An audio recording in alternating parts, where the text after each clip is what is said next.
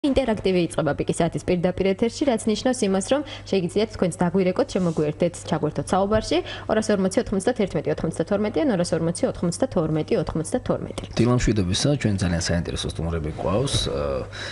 თემა არის ფსიქოლოგია, რა ხდება ძალოვან სტრუქტურებში აი ამ კუთხით და როგორია თქვა ფსიქოლოგიური ვსწავლობ თუ არა, ჩვენ იგივე ეჭვმიტანილ ფსიქოლოგიას, დანაშავის ფსიქოლოგიას და როგორ ხდება თუ არა გადამზადება ამ კუთხით და ლანა გვეტყვის ჩვენ სტუმრებთან დაკავშირებით. საქართველოს ახალგაზრდა ფსიქოლოგთა ასოციაცია მართავს ლექციების ციკლს თემაზე ფსიქოლოგია ძალოვან სტრუქტურაში. ეს არის ხანგრძლივი პროექტი, როგორც გითხრეს და თუ რა ხდება სწორედ ამ პროექტის ფარგლებში, ჩვენი სტუმრები გვეტყვიან ამასთან დაკავშირებით. წარმოგიდგენთ საქართველოს ახალგაზრდა ფსიქოლოგთა ასოციაციის დამფუძნებელს მეგის აჯაიას. დილამშვიდობისა. მოგესალმებით და შინაგან საქმეთა სამინისტროს აკადემიის ფსიქოლოგიის გაყოფილების უფროსის მოადგილეს ლაშა ხოჯანაშვილს. მოგესალმებით. აბა რა ხდება ჩვენთან ფსიქოლოგიაში? რა მდგომარეობა გვაქვს? საინტერესო პროექტია, რომელიც გაწერილია, როგორც გავიგეთ ჩვენ ესე ხანგრძლივი ვადით და აქ საუბარია საგამოძიებო ეჭვმიტანილის კრიმინალის ფსიქოლოგია და საერთოდ რამდენად ზადარია ხო ძალოვან სტრუქტურებში და რამდენად ზრუნავენ თანამშრომლების ფსიქიკაზე თუნდაც. გარკვეული ალბათ მონიტორინგი გექნებათ ხომ, რადგან დაიწყეთ თქვენ ამ თემაზე მუშაობა და რადგან უკვე დაიძრა შეიძლება ითქვას ამ მიმართულებით საქმე. რა ხდება ზოგადად გარკვეული ფონით რომ დავიწყოთ საუბარი? მოგესალმებით პირველ რიგში დაგისურვებთ ყველას პოზიტიურ დღეს. საქართველოს ახალგაზრდა ფსიქოლოგთა ასოციაცია უკვე ერთი წელი რაც არსებობს, წელიწადზე ცოტა მეტია და ზრუნავს ფსიქოლოგიის როგორც მეცნიერების პოპულარიზაციაზე და იმ ადამიანებისთვის მიწოდებაზე სხვადასხვა ფსიქოლოგიური თუნდაც ინფორმაციის თუ საჯარო ლექციის, ვორქშოპის თუ მასტერკლასის, რომლებიც არიან სტუდენტები ფსიქოლოგიისგან დაინტერესებულები. კონკრეტულად ამ ლექციათა ციკლს რაც შეეხება ფსიქოლოგია ძალოვან სტრუქტურაში, აქ ჩართულია ყველა ძალოვანი სტრუქტურის წარმომადგენელი და წამყვანი ფსიქოლოგი და ლექციათა ციკლის ფარგლებში ეს განკუთვნილია ფსიქოლოგიის მიმართულების სტუდენტებისთვის, რომ ესე ვიწრო და არა მარტო პრინციპში, ყველა დაინტერესებული პირისათვის, ვისაც თქვათ ინტერესი აქვს ამ მიმართულებით, განვითარების, ან ზოგადად დამატებითი ინფორმაციის მიღების. კი, და ლექციებზე საშუალება ჩართულია აქ როგორც შინაგან საქმეთა სამინისტრო, თავდაცვის სამინისტრო, პრობაციის და სასჯელ აღსრულების და აგენტო იუსტიციის სამინისტრო ამ და გამორჩეს რამე. ისინი გამონათვალი გვაქვს, შეგვიძლია ვთქვათ ესენი. თუ შეგვიძლია საქართველოს შინაგან საქმეთა სამინისტრო, არასაპატიმრო სასჯელთა აღსრულებისა და პრობაციის ეროვნული სააგენტო, სასჯელ აღსრულებისა და პრობაციის სასწავლო ცენტრი, საქართველოს თავდაცვის სამინისტრო, დავითი აღმაშენების სახელობის საქართველოს ეროვნული თავდაცვის აკადემია, საქართველოს იუსტიციის სასწავლო ცენტრი, დანაშაულის პრევენციის ცენტრი და სახელმწიფო დაცვის სპეციალური სამსახური. და ზუსტად ამ ძალოვანი სტრუქტურების ფსიქოლოგები გააცნობენ თითოეულ სტრუქტურაში რა ხდება, რა როლი აქვს ფსიქოლოგიას და როგორ ხდება დასაქმების პერსპექტივები შემდგომ აქ. უფრო ზუსტად და კონკრეტულად ისაუბრებს ლაშა ამ ყველაფერზე. კიდევ ერთხელ მოგესალმებით. ყველას პოზიტიურ დღეს გისურვებთ და როგორც გითხარით, შურს თქვენი როცა დილას ესეთი პოზიტიური განწყობით იწყებთ, მე 12 საათამდე ასე ვერ მომდივარ, სამწუხაროდ. რაც შეეხება გადაცემიდან რომ გახვალთ, თქვენს კარგ ხასიათებს იმედი მაქვს. იმედი მაქვს. გავაგრძელებ მეგის ნათქვამს, არსებული ლექციათა ციკლის იდეა გაჩნდა პრინციპში და წარმოიშვა დაახლოებით 1 თვის წინ მოხდა ორგანიზებასთან დაკავშირებით. კონკრეტულად კი ძალოვან უწყებებს შორის დაიდო თანამშრომლობის მემორანდუმი, რომელიც საკუთარ თავში გულისხმობდა ერთობლივი სამეცნიერო გამოყენებითი კვლევების ორგანიზებას, ჩატარებას და არსებული ინფორმაციის გაცვლას. ერთმანეთს შორის. როგორც ჩამოთვალეთ, აქ ჩართული იყო ძირითადად ყველა ძალოვანი უწყების წარმომადგენელი და მათი ფსიქოლოგთა ჯგუფები, როგორც ინდივიდები, ასევე განყოფილება სამმართველოების სახით. და ამ მემორანდუმის ფარგლებში დაიგეგმა, რომ ერთიანი ხედვა აი ამ მიმართულებით, როგორ უნდა იყოს მოწყობილი ძალოვანი სისტემა, როგორ უნდა ხდებოდეს თქვათ რეკრუტინგის საკითხი, როგორ უნდა იყოს კვლევების ორგანიზება, მეცნიერების უნივერსიტეტისა და პრაქტიკული გამოყენებული საქმიანობის ერთმანეთთან დაახლოება, აი ამ მიზნით შეიქმნა ეს ორგანიზება და ეს მემორანდუმი ამიტომაც დაიდო.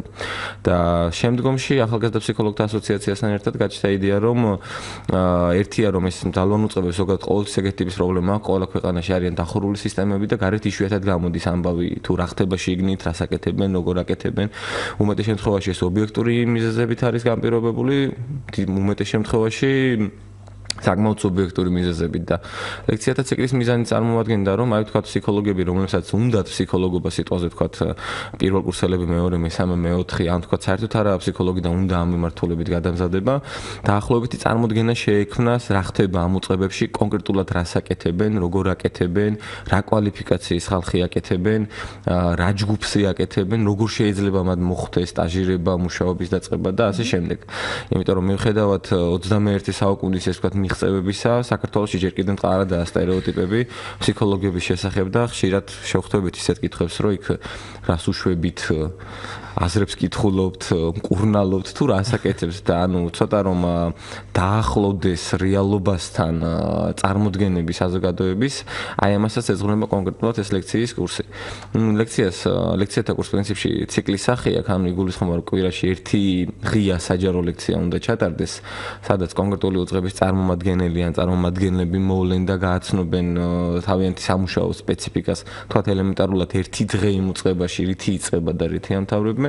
Ну, დანარჩენი კითხვა-პასუხის რეჟიმზეა დაამყარებული, იმიტომ რომ შეიძლება ჩვენ მოვიაზრებთ რაღაც კონკრეტულ ინფორმაციას და ეს ინფორმაცია შეიძლება არასაკმარისი იყოს თქვა სვენელისათვის და უფრო მეტი საინტერესო იყოს სხვა რაღაცა. მე რატუნებული ვარ თქვენ გექნებათ ინფორმაცია იმის შესახებ რომ ძალიან ბევრ სტრუქტურაში ხომ არ გულისხმობ მხოლოდ ძალოვან სტრუქტურას არსებობენ ფსიქოლოგები არის ფსიქოლოგის ინსტიტუტი როგორც ასეთი მაგრამ ცოტა არ იყოს და ფუნქცია დაკარგულია იმიტომ რომ რეალურად არაფერი ხდება ისეთი რომ თქვა თუნდაც ტრენინგები ჩატარდეს თუნდაც გარკვეული სემინარები არ ვიცი ფაქტია რომ არსებობენ ყველა დაწესებულებაში ფსიქოლოგები მაგრამ ცოტა არ იყოს და აქვთ ფუნქცია. მე შემიძლია ზედაპირულად ანუ რა შეხებაც მე მაქვს ამ შეხების ფარგლებში გითხრათ ამის შესახებ.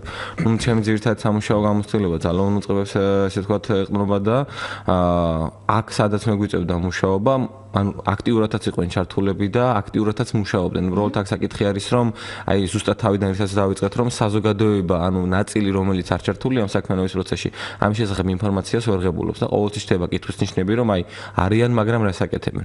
მაგრამ დამერწმუნეთ მახსოვს რატომ დავშევიცით ეს კითხვა ბოდიში შეგაწყვეტინეთ სკოლებზე იყო ადრე საუბარი რომ ყველა სკოლაში იყო ფსიქოლოგი მაგრამ რეალურად რისთვის იყო ვერავინ იგებდა იმიტომ რომ ფუნქცია ჰქონდათ დაკარგული. შემდეგ გარკვეული მე მგონი მოხდა რაღაცა სიახლე და ახლა უკვე ძალიან ესე სერიოზულად არიან ჩართულები. მე როგორც ვიცით და როგორც ხო, განხილავ რომ გითხრათ რომ განათლების სამინისტროს ქვემდებარეობის კვალიფიკაციაში კარგად ვერკვევი მეთქი მოგატყუებთ, იმიტომ რომ ხა ამ ეტაპზე მაგითთან ჩართული არა ვარ და როგორი სამუშაო აღწერილობად გაწერილი არ მაქვს მაგის შესახებ ინფორმაცია.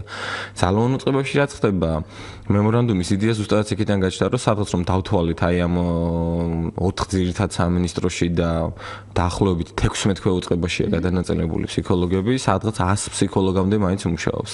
ეს იწყება თქვათ კონკრეტული ციხის ფსიქოლოგები ეგრეთ წოდებული ჭალებში, ვინც იქ მუშაობს კონკრეტულად ჯავრდებულებთან, შეიძლება იყოს პრობაციონერებთან და მედიაცია განერდების პროექტში ჩართულ ბავშვებთან მომუშავე ფსიქოლოგები, ეს შეიძლება იყოს თქვათ კონკრეტული კონსულტანტები მიმართულებით და რა თქმა უნდა ყველაზე მეტად დაკავებული ამ პროფესიის ხალხი არიან ხოლმე რეკრუტინგის საკითხებით, ანუ კადრის აყვანის საკითხებით და ამ კადრების შემდგომი გადამზადებით. მაგალითად ჩინაგან საქმეთა სამინისტროს აკადემიის მაგალითი შეგვიძლია ვთქვათ რომ ჩვენი ფსიქოლოგთა განყოფილება რომელიც 7-8 კაცისაგან შედგება ამ ეტაპზე ძირითადი სამუშაო მიმართულება 70% ეს არის ლექცია ტრენინგები. ჩვენთან არის მაგალითად პროფესიული გადამზადების და მომზადების კურსი, არის ბაკალავრიატი, არის მაგისტრატურა. პროფესიულ გადამზადებაზე ძირითადი აქცენტი კეთდება ხოლმე უბნის ინსპექტორები, პატრულის გადამზადება, ასევე მომზადება და რეკრუტინგის საკითხთან დაკავშირებით, ასევე მოქმედი თანამშრომლების გადამზადება კონკრეტულ საკითხებზე. ეს გასაგებია, რომ შესაძაც თქვათ სტუდენტებთან არის სამუშაო, სანამ ისინი გავლენ უკვე თქვათ სამსახურში და დაიწყებენ უშუალოდ, მაგრამ ისინი ვინც უკვე მუშაობენ და ვისაც პრაქტიკული გამოცდილება აქვთ, მაგრამ მაინც არის პრობლემები აი ამ კუთხით, ანუ აი ამ კუთხით თუ მიდის მუშაობა, იმიტომ რომ ხშირია ხოლმე, ახლა რა თქმა უნდა ეს პირობითია და სტატისტიკას ამ კუთხით ახლა ჩვეულებრივ მაცხოვრებლები ვერ აწარმოებენ, მაგრამ უშუალო შეხება დაკვირვებადი ფაქტია. ვისაც გვიწევს, ხო, ანუ არის ხოლმე ხშირ შემთხვევაში რაღაცა მაინც გადაცდომებზე გვაქვს ხოლმე საუბარი, ეს არ არის თქვათ რაღაცა ესე მძიმე ფორმებში, მაგრამ მაინც არის, როდესაც მეტი თმენის ვალდებულება, მეტი ასე შემდეგ და ასე შემდეგ, ამიტომ აი ამ კუთხით თუ არის თქვათ სიახლე და თუ მიდის, იმიტომ რომ 8 ფსიქოლოგი საკმაოდ ცოტა იმისთვის რომ ამ ხელ კონტინგენტს გაწვდეს, რაც შეეხება თქო შინაგან საქმეთა სამინისტროს დაქვემდებარებაში მყოფ დეპარტამენტებს. თუ კი საუბარი მიდის ანუ ზოგადად პოლიციელებისა და სამოქალაქო საზოგადოების დამოკიდებულების საკითხებს შორის საპატრულოზე იმ უშუალოდ იმ დეპარტამენტზე რომელიც უშუალო შეხებაშია და მე საუბრობ რომლებიც თქვა იგივე ოფისებსა და სხვადასხვა სამინისტროებში არის. კი, რა თქმა უნდა. აქ ორი მიმართულებით შეიძლება საუბარი რომ ზოგადად პოლიციელისა და მოქალაქის ურთიერთობას ანუ არეგულირებს და ესე ვთქვათ კონტროლს უწევს არა უშუალოდ ფსიქოლოგი, არამედ ეს არის პოლიციის ეთიკის სტანდარტი, რომელიც გაწერილი და დამტკიცებული დოკუმენტი. ანუ ეს არის სამართლებრივი პასუხისმგებლობის საკითხი. თუ მუშაობენ და მუშაობის საკითხი, რა თქმა უნდა, თქვა ჩვენთან ხშირად იკითხება გადამზადების კურსებზე, სპეციფიკურ კურსებზე, თქვა მოქალაქისთან ურთიერთობის სტანდარტის საკითხები, მომსახურებების რაღაც კრიტერიუმები საპოლიციო ურთიერთობაში. ყველაზე ფართოდ საკითხოდი კურსი არის კომუნიკაციის თავისებურებები. მაგრამ თავისთავად აქ ერთ რაღაცასაც უნდა შევთანხმდეთ, რომ ხა ფსიქოლოგები საბედნიეროდ სამწუხაროდ ჩამანები არა ვართ, ანუ რაღაცის აღება და პირდაპირ თავში ჩადება არ შეგვიძლია. არა, რა თქმა უნდა. ანუ გადამზადება ხდება, მაგრამ ეს გადამზადება 100%-იან შედეგს ვერ იძლევა. თქვა 30 კაციან აუდიტორიაზე სიტუაციაზე თქვა თუ კი სპეციფიკური სასწავლო კურსი ან თქვა 10-12 კაციან აუდიტორიაზე, სადაც სატრენინგო კურსი არის, ეს ზოგადად ტრენინგებში და სასწავლებელში მიღებული პრაქტიკა არის, რომ სულ ყველა შედეგზე ვერ გადის. ძირითადად საკითხი დგება ხოლმე გარკვეულ პროცენტულ რაოდენობაზე და პროცენტულ წინსვლაზე. უბრალოდ ადამიანის თვალით ისე არის ორიენტირებული განსაკუთრებით პოლიციის და ძალოვანი უწყების წარმომადგენლის მიმართ, რომ კარგზე მეტად უმეტეს შემთხვევაში უარყოფითი შემჩნევა ხდება.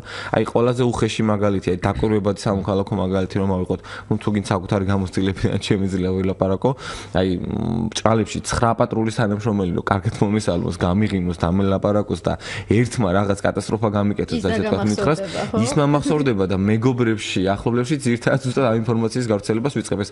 ზოგადად გავრცელების თავისებურება კომუნიკაციაში.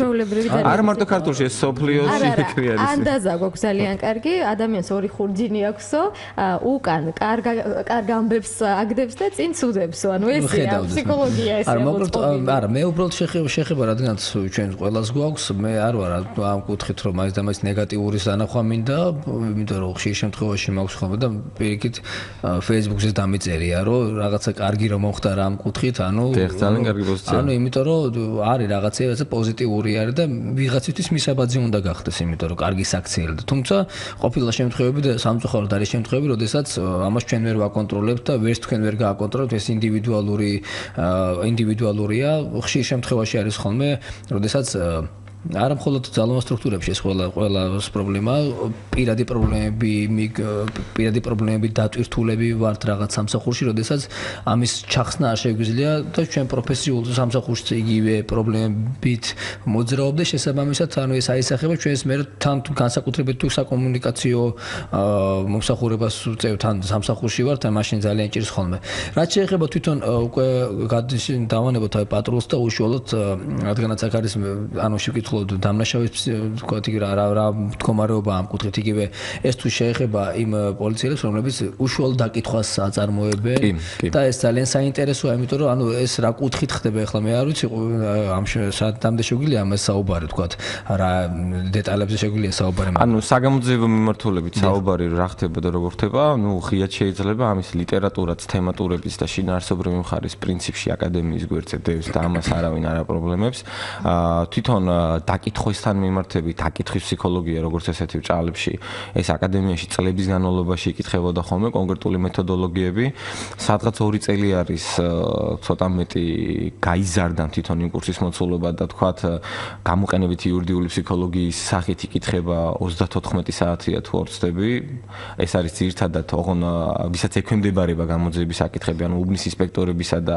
დეტექტივ გამოძიებლებისათვის გაკეთებული სპეციფიკური კურსი სადაც ანუ ეს პიროვნებები გადიან დამნაშავეთა კონკრეტულ ესე უხეშად თქვა ტიპოლოგიას, ფსიქოლოგიურ მახასიათებლებს და არსებული მახასიათებლების უშუალოდ საგამოძიებო პროცესში გამოყენებას და ისეთი სპეციფიკური ღონისძიების დროს როგორც საგამოძიებო ინტერვიუს საკითხი არის თქვა მოწმე დაზარალებული ბრალდებულის დაკითხვა.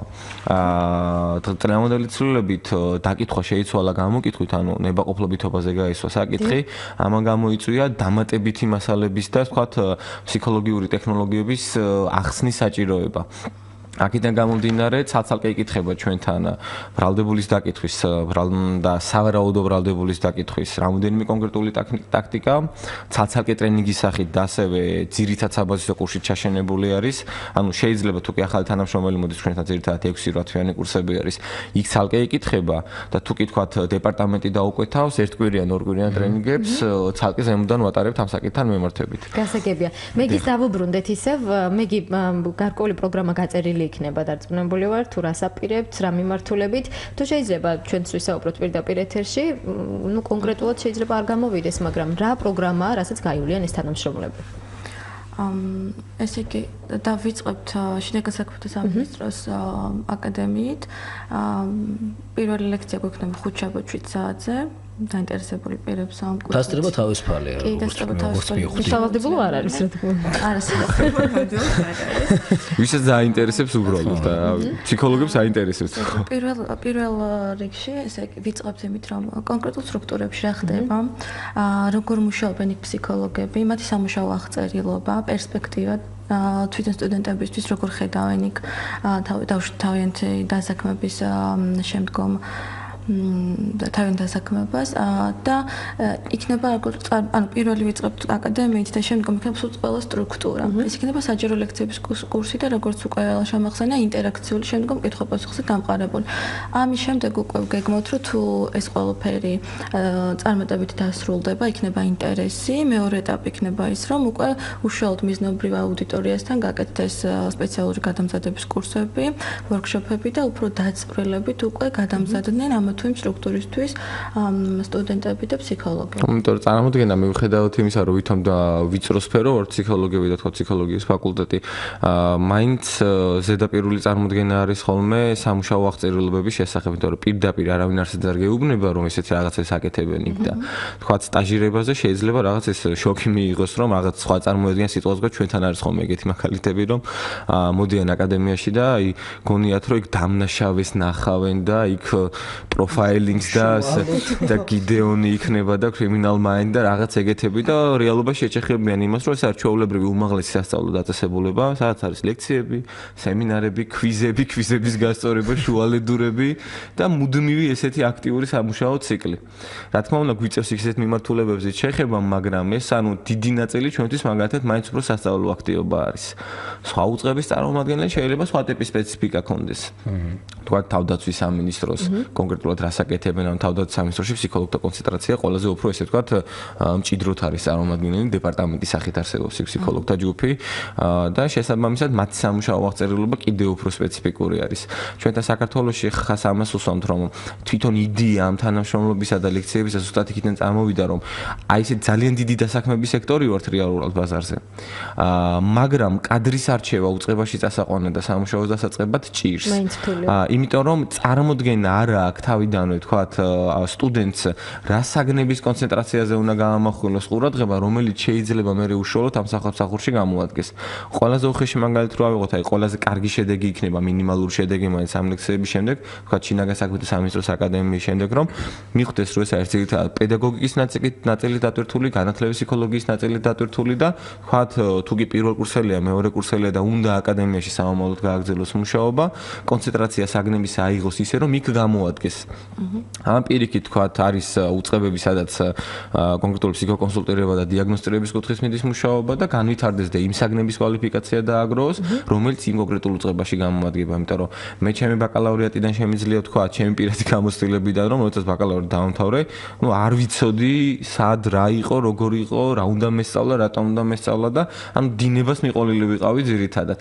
ესეთი ტიპის პრობლემები სამწუხაროდ ჯერ კიდევ აქვს სტუდენტებს და არა გამორიცხული რომ ძალოვანი სტრუქტურებს მე უკვე სხვა კონკრეტულმა სამინისტროებმა დეპარტამენტებმაც მემართავენ. გზამკვლევი იქნება სტუდენტების. კი, ეს არის ეს თქვათ უნივერსიტეტები რომ ღიაკარის დღეებს აწყობენ. დაახლოებით ეგეთი რაღაცა გამოგდის ახლა ძალოვან უწყებებს რომ აი ესეთ რაღაცა არსებობს. რაღაც ეს სტერეოტიპები შეხედულები რომელიც თქვათ აქვთ სტუდენტებს და აბიტურიენტებს რომლებიც თვლიან რომ თქვათ იგივე შინაგან საქმეთა სამინისტროს აკადემიაში მივიდნენ და სწავლა გააგრძელონ და დასრულების შემდეგ ან თვითონ რა საგნები უნდა გაიარონ, როგორ გადამზადდნენ. რაში გაამახვილონ ყურადღება და ანუ რითი როგორ მოემზადონ იმისთვის რომ უფრო შედეგიანი იყოს მათი სწავლა ანუ მიზანზე ორიენტირებული იყოს თუ კი გაუჩნდებათ აი ამ ბავშვებს რომ არ კონდეთ სწავლის პროცესში და დაახლოებით მესამე კურსი არ მიხვდნენ სად არიან და კი ბატონო რომ აი თუ მიზანს დაისახავენ ასე რომ მიზნის დასახვის თეორიით მივდივართ რომ აი მჭირდება კონკრეტულად აი ეს მიმართულებაა ჩემთვის პრიორიტეტული და უნდა ანუ დასაქმებაზე ორიენტირებული კი არა იქ დასაქმებაზე ორიენტირებული უნდა იყო კონკრეტულად ეს დაეხმარება კვალიფიკაციის არჩევაშიც სამაგისტრო პროგრამის არჩევაშიც სტაჟირების გავლის თავისებურებებშიც და ნუ ელემენტარულად რო ვთქვათ აი ყველაზე უხეშ მაგალითად რამხატრული ლიტერატურა და ვთქვათ კინემატოგრაფიას უნდა გაამახვილოს ყურადღება შეიძლება იმის შერჩევაშიდაც იმიტომ რომ ანუ ინტერესი დაზუსტება უფრო კონკრეტულად კი ბატონო თან თუ შეიძლება იმას ვიტყვი რომ ლექციების მიზანი ერთი რომ სტუდენტები რაზეც უკვე ვისაუბრეთ რომ მიიღებენ ინფორმაციას და მეორე ის რომ თვითონ საჯარო სტრუქტურებისთვის და ძალოვანი სტრუქტურებისთვისაც ანუ ეს იქნება ძალიან კარგი პროექტი იმიტომ რომ ხალხან დაიდო მარჩი მემორანდუმი და იქამდე თანამშრომლობა როგორც ასეთი ცოტათი ისეთი იყო ხო რთულად ამ ანუ არაოფიციალური დოკუმენტით იყო ანუ შინაურულად რაღაცებში რა თქმა უნდა თანამშრომლობდით მაგრამ ეხლა უკვე სამუშაო ჯგუფი შეიქმნა მემორანდუმის ფარგლებში სადაც ყველა უწყების წარმომადგენელი ჩასმულია კვლევაზე მიდის მუშაობა პროექტზე მიდის მუშაობა რაღაც თავისებურებების განხილვაზე მიდის მუშაობა და ანუ ერთიანი სახე მიეცა ну როგორც ერთი მხარისთვის სტუდენტებს ასევე ძალოვანი სტრუქტურისთვის და თვითონ იქ მუშაობ ფსიქოლოგებისთვის პროექტი არის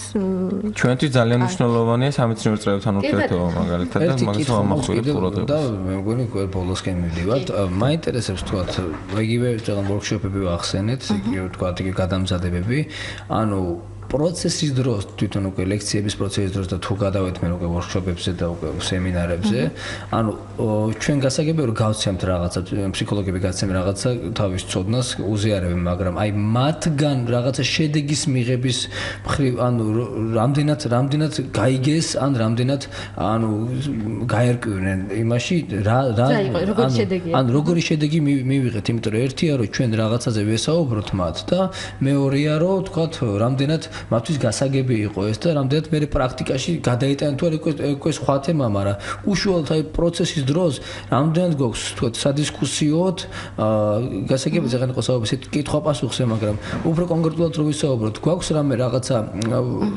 პროგრამაში რომ მოვიმკაც თქვათ რაღაც შედეგი იქვე რომ გავიგოთ რამდენად გასაგები პროგრამით ვესაუბრეთ მათ.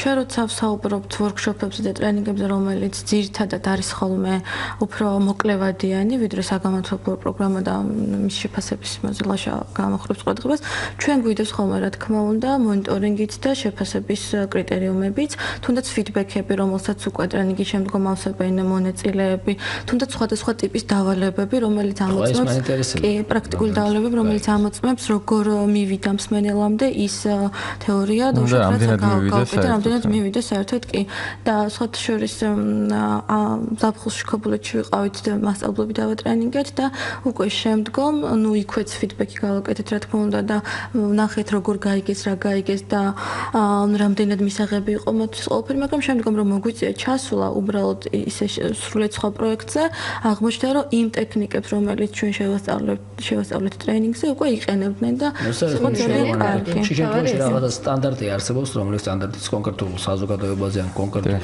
ქვეყანაზე ეს ანუ იმიტომ რომ განსხვავდება მენტალიტეტი განსხვავდება მიდგომა, განსხვავდება მათი პრე-განათლება, რომელიც მიიღეს მანამდე და ანუ რაღაცა უნდა იყოს თანხმედრაში კონკრეტულ სეგმენტთან და რა ვიცი, მე მგონი, კარგი წამოწყებაა და ასე გავაგრძელოთ, იმიტომ რომ ეს მთლიანობაში ქმნის ინფოს, რომელიც არის უფრო გასაგები, უფრო ორიენტირებული, თქვა, საზოგადოებაზე, მოხმარებელზე, იგივე ციხეების ფსიქოლოგიაზე ვისაუბროთ საჯარო ახსოვების სამინისტროში და დაწესებულებებში, როდესაც ყველაზე მეტი პრობლემა ალბათ არის ხოლმე ის ანუ ძალოვან სტრუქტურებში მუშავე ადამიანებზე. დიდი მადლობა კიდევ ერთხელ. მადლობა თქვენ.